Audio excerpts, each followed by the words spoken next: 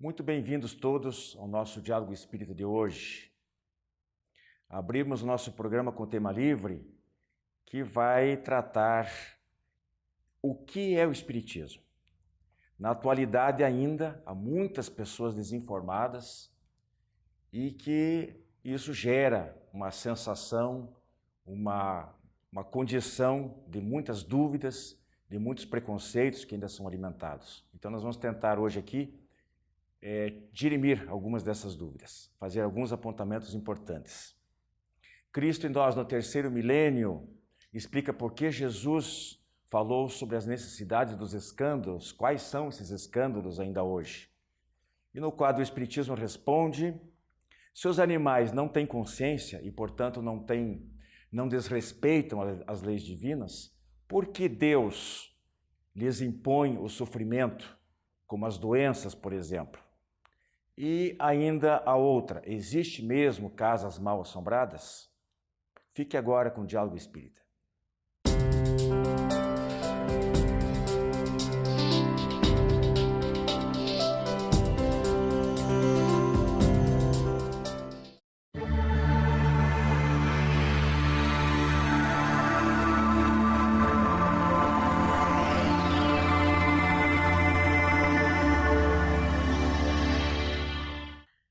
Prezados amigos, nós estamos iniciando o nosso Diálogo Espírita de hoje com o tema livre. Vai falar sobre um pouco em torno do que é realmente a doutrina espírita, porque ainda há um grande desconhecimento a respeito dela. Eu estou aqui na companhia do Carlos Augusto Parchin, do Gilberto Luiz Tomasi, prazer revê-los, e a gente vai discutir essa situação. Parchin, inicialmente, se você fosse abordado por uma pessoa que não, só de espiritismo, ela só por ouvir dizer, né?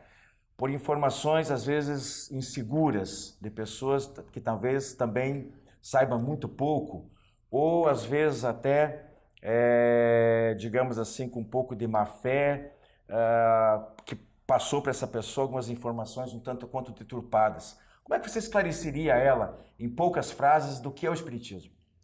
Realmente é preciso esclarecer isso.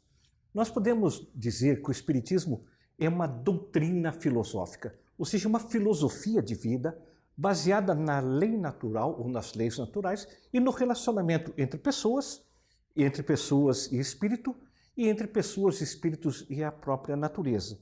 Esse relacionamento é baseado no estudo científico, por isso se fala que o Espiritismo tem uma base científica, e ao mesmo tempo ele aplica dentro desses estudos e dessa filosofia a ética e a moral cristã, que no nosso caso é os próprios ensinamentos do Cristo. Eu acho que isso consegue dar uma visão simples, mas verdadeira da nossa doutrina. Objetiva, né? Gilberto, duas definições das mais conhecidas de Kardec sobre o Espiritismo, sobre a doutrina espírita. Uma delas ele fala assim que é o estudo da origem, da natureza, da destinação dos espíritos, bem como das suas relações com o mundo corpóreo. O que significa isso? Olá, Wilson, Parchin, prezados amigos. Então, a doutrina espírita, baseada nessa parte científica, ela vem a demonstrar que nada é por acaso, né? Porque principalmente quando você fala em espiritismo, para quem é leigo, para quem nos combate, acha que nós estamos aqui por acaso e do mesmo modo como viemos, nós vamos. Não, essa parte científica vem mostrar essa relação que você falou, né? Do mundo corporal com o mundo espiritual, né? Do destino, dessa relação que tem entre os desencarnados com os encarnados. Quer dizer, existe base científica nisso. Não é alguma coisa que nós espíritas queremos pregar, que nós criamos, não. Existe uma base, uma constatação científica nessa relação corporal, né, com o mundo espiritual. Parchin, antes de passar a segunda definição de Kardec do Espiritismo, num outro momento, num outro contexto, acho que até numa outra obra, mas isso vem mostrar que o Espiritismo, que na verdade o Espiritismo não inventou nada, os fenômenos sempre existiram, né? E o Kardec, com o apoio dos instrutores espirituais, ele fez uma coletânea através do uso de uma metodologia adequada, científica, como vocês bem colocaram, e catalogou tudo isso aí, né? Reuniu, estudou direitinho e por isso tem o livro dos médiuns, que trata especificamente dos fenômenos, das relações do mundo corporal, a parte final daquela outra definição. Mas ele fala também, responde àquela inquietação a origem, de onde nós viemos, qual é o nosso destino, o que nós estamos fazendo aqui, né? Na verdade, se nós analisarmos bem, todo o ensino que Kardec compila, não é? Porque não é uma criação dele, é apenas a análise dos fatos, né? A análise do que ocorre realmente dentro da natureza e das leis de relação. Ele, percebendo isso, procurou dar um corpo que viesse a poder explicar esses fenômenos. Quando a gente fala em leis da natureza, e hoje a própria ciência fala que a lei da natureza é una e é suficiente para explicar todos os fenômenos do universo, Kardec já trazia essa possibilidade de nós estudarmos, entendermos e podermos ajustar a nossa filosofia de vida a essa realidade. Eu acho que esse é a grande chave que o Espiritismo traz. A relação com os espíritos, onde nós somos muitas vezes combatidos, e ela também é uma realidade que não pode ser negada. Estava colocado aí para Gilberto que há provas científicas disso. O simples negação não exclui o fato. Não invalida e não adianta querer ignorar, né? Não podemos. A outra definição, Kardec, é mais resumida. Kardec diz que é uma doutrina filosófica com bases científicas e consequências morais. A gente já vai entrar numa outra questão, que é um pouquinho delicada, até internamente no nosso movimento espírita, a questão do espiritismo ser ou não ser uma religião. Mas antes de eu voltar a palavra para vocês, eu queria colocar para o nosso telespectador a seguinte afirmação: o espiritismo é muito mais do que falar com os mortos. Essa definição aqui, que é uma base científica e consequências morais, Kardec frisou isso. Olha, as pessoas não precisam, e às vezes é até difícil querer acreditar só pelo fenômeno. Ela pode ver o fenômeno, se ela não entender, ela vai continuar incrédula, ela vai continuar acreditando, achando que tem charlatanice, que tem fraude, que isso, que aquilo, né? Ela precisa compreender, ela só vai compreender estudando o espiritismo, né? Então, por isso que a gente frisa bastante. A mediunidade, a conversa com o plano espiritual, ela é muito importante sobre vários aspectos. Afinal de contas, a doutrina espírita surgiu por iniciativa dos espíritos através dos fenômenos mediúnicos. Porém, hoje em dia, talvez a grande força do espiritismo, Kardec dizia, a grande força do espiritismo reside na sua filosofia, que é inquebrantável. Agora, Parchin, desculpe fazer uma pergunta bem direta, bem pessoal, mas o espiritismo te faz feliz? Em que o espiritismo te ajuda na tua vida? O espiritismo ajuda na minha vida por me fazer refletir sobre o que acontece comigo e com a relação que eu tenho com todas as pessoas e toda a natureza. Entendendo como isso se processa, entendendo por que as coisas ocorrem, entendendo a causa que está por trás de todos esses fenômenos de relação que nós temos. Nós somos seres extremamente sociais. Quando a gente entende, você se torna, não sei se mais feliz, mas se torna mais tranquilo, mais consciente, o que te permite ter momentos de felicidade maiores pelo entendimento. Quando a gente fala que o Espiritismo é uma doutrina de consolação, não é de conformismo, mas de entendimento. E quando a gente entende que o Espiritismo me proporciona isso, quando a gente entende melhor o porquê os fatos estão ocorrendo, nós nos consolamos, deixamos de ser passivos para sermos ativos na construção de uma nova realidade. E isso nos torna, com certeza, mais felizes. Gilberto, sobre essa questão do espiritismo ser considerado por alguns, dentro do nosso movimento, como religião, por outros não, acho que é só uma filosofia e tal, eu sempre coloco uma situação, eu não gostaria que eu ouvisse vocês dois a respeito, não sei se vocês concordam, e como é que vocês encaram essa situação, mas eu penso assim, como é que você, se for considerar, ou melhor, não considerar a doutrina espírita como uma religião, o que você vai dizer no censo?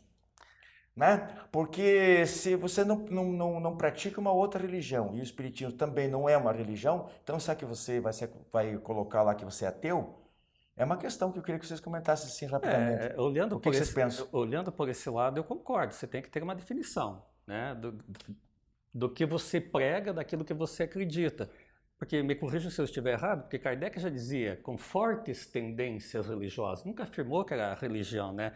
Mas essa religiosidade é importante, seja ela qual for, nós somos espíritas, porque ela vem trazer como objetivo uma transformação moral que nós devemos ter, né? Então, independentemente de ser considerada como religião ou não, eu acho que simplesmente esse objetivo de transformar, o Paschen falou, essa transformação que nós temos que ter para o nosso crescimento, para a nossa evolução, principalmente em termos morais hoje, que é muito importante na época que nós estamos vivendo, eu acho que se enquadra como religião, sim. Eu diria assim que em termos societários, né, de relação da sociedade, o espiritismo tem que ser considerado uma religião. Né, até porque os praticantes do espiritismo têm que se declarar assim e têm que ter orgulho, convicção de se declararem espíritas. Né? Então nós precisamos desse momento. Ao mesmo tempo, nós temos que lembrar que Kardec disse que a palavra religião não se aplicava exatamente ao que o espiritismo é, mas também não havia outra para explicar. Então, no espiritismo, o sentido de religião não é o de igreja, o de seita, o de organização religiosa, que ele não é, mas é o sentido da religião de nos permitir o culto, no bom sentido, a Deus, né? A ter a religiosidade expressa em conjunto com o nosso grupo, com o grupo que vem à nossa casa, e, portanto, tem esse aspecto religioso. Se houvesse uma segunda palavra para exprimir a mesma ideia, talvez a gente pudesse separar. Então, digamos assim, não é igreja, e não é seita, e não é religião no sentido formal. É religião no sentido de propiciar a união daqueles que creem nessa filosofia, com a base moral cristã, e que junto conseguem evoluir. Portanto, tem um aspecto religioso bastante forte. Me permita complementar, então, e é uma religião simples, sem dogmas, né? Sem rituais. Né? A gente falou em programas anteriores aí, né, sobre vários cultos. Isso, uma religião que tem por objetivo a transformação moral. Pregar os intermediários de qualquer natureza, sejam pessoas ou objetos, e estabelece a ligação direta com o pensamento, com o sentimento para com Deus. Né? É uma questão de semântica, né? Semântica. E tem uma frase muito interessante, que eu não me lembro o autor, mas um dos grandes estudiosos não espíritas, ele afirma que não é necessário ter religião para ser religioso, para ter a religiosidade dentro de si, porque isso é uma coisa íntima da ligação com Deus. Eu só acho assim, eu acho que apesar de existe uma colocação, né, uma imagem colocada por Emmanuel, eu não sei em que obra, de que ano, em que ele compara a doutrina espírita com um triângulo, né, cujo vértice principal está voltado para o alto, que significaria a união com Deus, né, e os outros dois, que seria a filosofia e a ciência, seriam os suportes, ligados mais ao aspecto humano, mais à terra. Então, segundo Emmanuel, mais do que nunca, a gente sabe as próprias origens, as vidas anteriores de Emmanuel, foi um sacerdote católico, né? Pelo menos em uma ou talvez mais encarnações, se justifica. Mas eu vejo assim, o que talvez aqui no Brasil tenha pendido, tenha havido um certo exagero de levar para esse lado do religiosismo. Né? Dúvida. Então se deixou de lado um tanto, em prejuízo do estudo da parte científica e filosófica, para dar uma ênfase muito grande somente à religião. Não sei se vocês concordam. Mas depende do ponto de vista, né? Da interpretação de cada um. Nós acabamos de falar. Olhando pelo lado religioso, para nós que somos espíritas, é fácil separar isso que o Wilson colocou. O difícil é você colocar para quem não é espírita, né? Então, para nós, o termo religião não faz muita diferença, né? Nenhuma. Na verdade, o que precisa se ter o equilíbrio, né? O triângulo é o símbolo do equilíbrio, é que realmente não deixemos o espiritismo se transformar em igreja. Isso. Porque isso acarretaria o próprio fim da filosofia espírita. Mas a religiosidade nós não vamos perder nunca. É preciso controlar os extremos, tanto o científico quanto o religioso. E a pedra de calcanhar aí, a pedra fundamental é realmente a filosofia, que deve balizar os dois extremos, que é a ciência, que é a religiosidade. Até porque, desse ponto de vista religioso, nós temos aí pelo menos uma das 3 principais obras básicas, né? Que é o Evangelho segundo o Espiritismo, onde ela é toda constituída dos ensinamentos de Jesus. Então, tem certas pessoas que dizem que o Espiritismo não é cristão. Como é que não é cristão? Se nós procuramos exatamente procuramos tentar ser o mais fiel possível com os ensinamentos de Jesus, deixando de lado tudo aquilo que foi acrescentado depois pelos homens. Os espíritas, isso a gente pode falar de boca cheia, né? Porque é uma realidade. Nós procuramos seguir, não estamos afirmando que a gente consegue ser 100% cristão, mas nós procuramos pautar a nossa existência, a nossa conduta diária pelos ensinamentos evangélicos, esquecendo tudo que foi colocado de extra ali que não tem a ver, não é, Vargem? É verdade, é verdade. A moral cristã está íntegra e extremamente valorizada pela doutrina espírita. Se não cultuamos da forma formal ou ritualística, cultuamos sim pela profundidade do ensino que o Cristo trouxe e que é a base da aplicação da filosofia espírita. Gilberto, para encerrar com você. Olha, Aí que entra o conhecimento que liberta, a verdade vos libertará? não tem nem dúvida, e por isso que a doutrina espírita é insistente nisso. Estude, né? Estuda, né? Estude, conheça, tenha argumentos, tenha base, né? E não julgue sem saber. Né? Por isso que eu falei no início. Se chega para a pessoa que nunca ouviu falar, vamos tentar esclarecer. Se ela tiver um pouquinho de abertura mental, ela vai procurar conhecer e vai ver que talvez não seja aquelas ideias deturpadas que tentaram enfiar na cabeça dela, né? Eu vendo por esse lado, eu acho que, como já foi dito, a filosofia da doutrina espírita já responde a essas pessoas que nos combatem. O que eu estou fazendo aqui? Pergunte isso a eles, pronto. Eu acho que respondem, se souber responder, né? É isso aí, meus irmãos. Nosso Tema Livre fica por aqui, segue os nossos outros quadros, daqui a pouquinho a gente volta. Clube do Livro Espírita de Curitiba. Mais de 2 décadas consolando corações, iluminando consciências. Associe-se e tenha o melhor da literatura espírita em sua casa. Descontos de até 60% no preço de capa e no primeiro ano ainda ganha uma assinatura grátis do jornal Comunicação Espírita. Acesse também a nossa fanpage no Facebook da AD Paraná. Associe-se agora e contribua para a manutenção deste programa.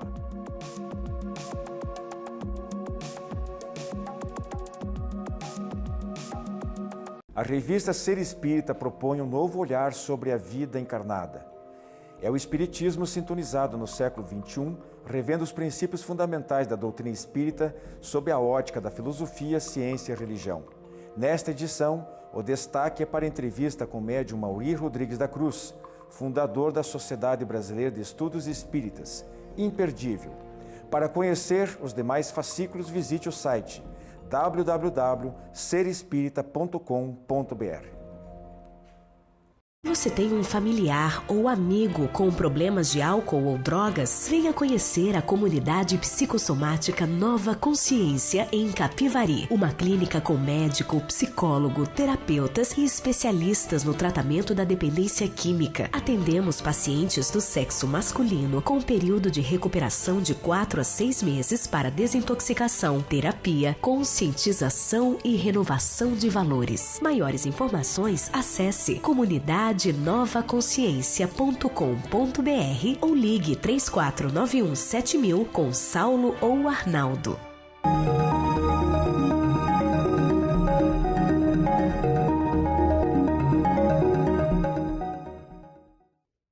O tema que nos foi proposto hoje, a necessidade dos escândalos.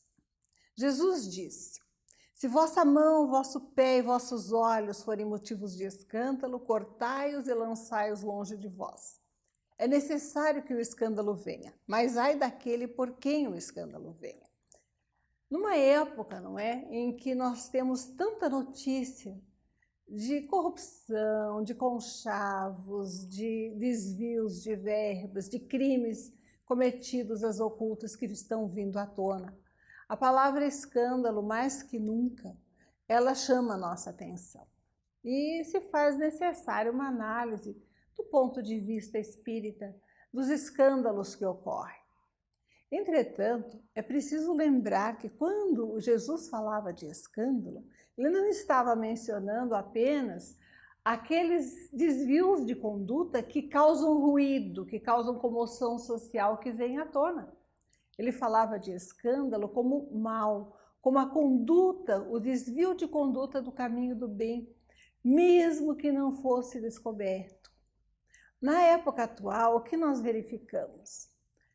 Os conchavos, os desvios de verbas, a corrupção, que antes eram ocultas, que não conseguiam ser avaliadas, investigadas e principalmente não chegavam até o processo judicial, hoje elas chegam. Hoje elas são descobertas até devido à facilidade de meios de comunicação e uma certa consciência, não é? De que não podemos prosseguir na conivência com o mal. Esse estágio de coisas indica que o homem está despertando para a necessidade da exigência da transparência, da correção, da honra, da dignidade no exercício do cargo público, na conduta privada, na orientação dos recursos próprios ou coletivos para o bem comum. Isso é um progresso. Os desvios, os maus usos sempre ocorreram, até em maior número. Hoje, entretanto, nós chegamos a saber deles. Isso indica que nós estamos, de alguma forma, um passo adiante. O que nós, espíritas, devemos fazer, entretanto? Aquilo que Jesus nos ensinou. Seja a tua palavra sim, sim, não, não. Termos a fidelidade, a dignidade, a hombridade de cumprirmos o nosso dever, ainda que o mundo nos condene e não nos aplauda. Não buscarmos o interesse pessoal, mas buscarmos o serviço no bem aonde quer que estejamos. É pelo fato do bom se omitir, ficar silencioso, acovardar-se, que o mal predomina. Esse movimento de ruído, de comoção social, do mal que vem à tona, ele serve, em primeiro lugar, para que o homem se incompatibilize de uma vez por todas com essa situação, para que o poderoso também se sinta vigiado e chamado às contas quando necessário. Nossa conduta, porém, não pode ser uma aliança com a agressividade, porque aquele que grita, normalmente, também tem seu interesse atingido. Nossa conduta teria que ser a que o Cristo nos mostrou. O trabalho no bem, a ausência de qualquer conivência com o mal, a busca de nos alinharmos com os movimentos que buscam a dignidade, que buscam trazer à tona, investigar esses fatos e corrigi-los, mas não a condenação daquele que errou. A compreensão de que todos, não é? Estamos na Terra para progredir, mas que chega um ponto em que o mal tem que aparecer para que o bem reaja. Nossas possibilidades, então, são de nos unirmos ao movimento que educa, que constrói, que sai à luta no dia a dia, no exercício dos compromissos pessoais, sociais e familiares, sem nos omitirmos da posição muito clara de condenação ao mal, sem julgarmos aquele que errou, orando pelos poderosos para que acertem seu rumo, elegendo melhor os nossos representantes, se for esse o caso, mas acima de tudo, sendo forças vivas da construção do bem em nossos lares, em nossa repartição, em nossa escola, em nosso ambiente familiar, em nosso ambiente social, procurando ser na Terra pessoas do mundo, mas sem servirmos ao mundo. Muita paz.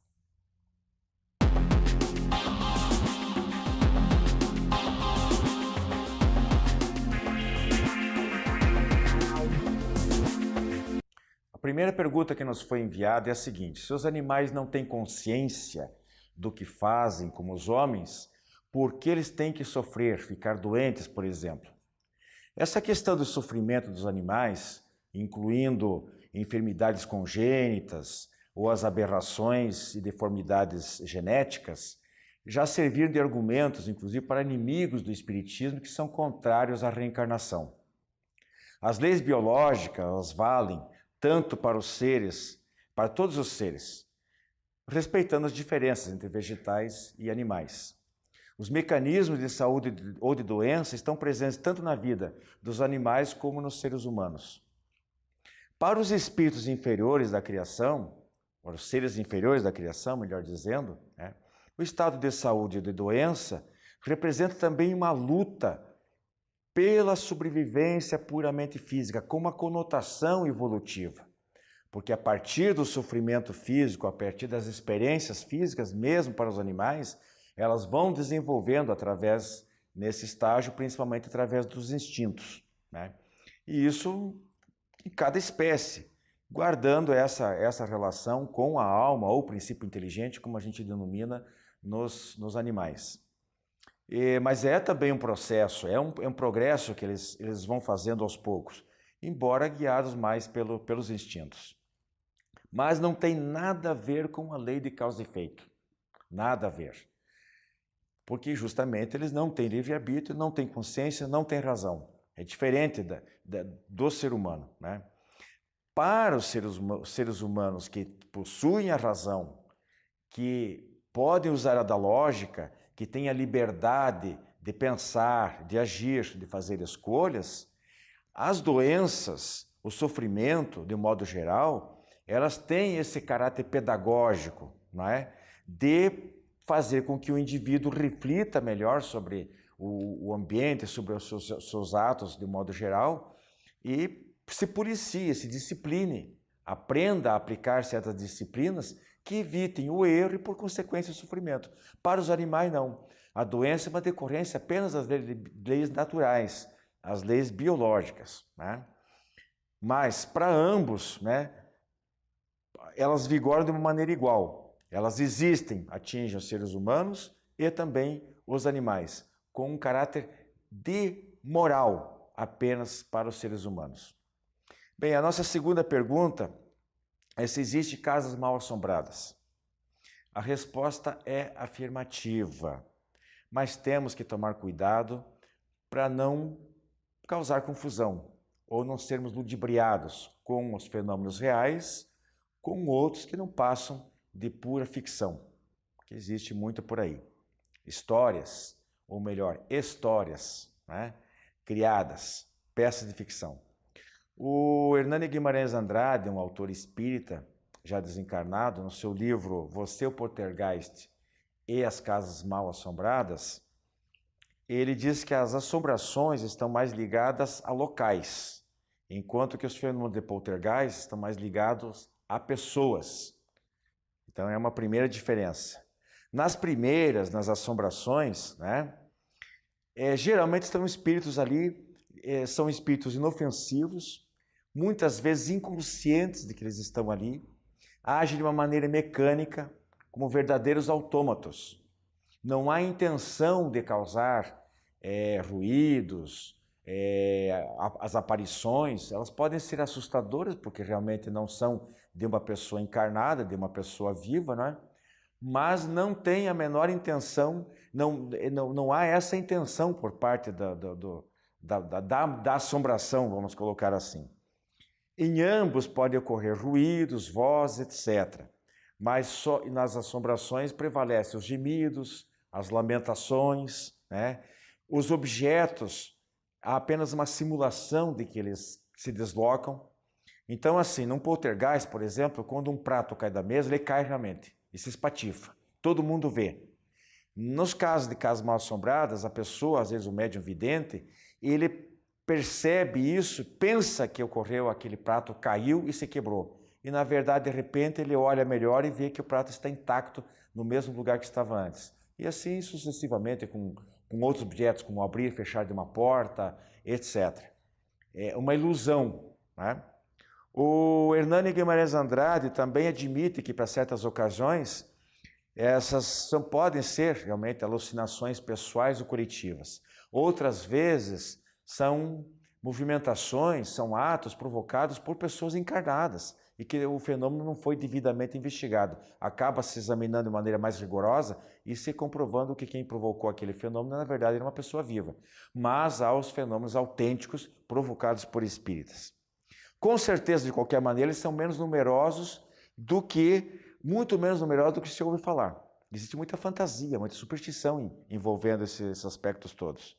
Então fica aí para nós, né? As assombrações, geralmente o espírito é inconsciente, inofensivo, ele não faz mal para ninguém, mas ele vive, às vezes, porque ele perdeu a vida num determinado local. Então ele fica ali sem ser esclarecido durante muito tempo, décadas às vezes, perambulando, perdido, até que um dia um espírito bom retire ele de lá, leve para uma sessão mediúnica ou para o plano espiritual, onde ele vai ser esclarecido e encaminhado.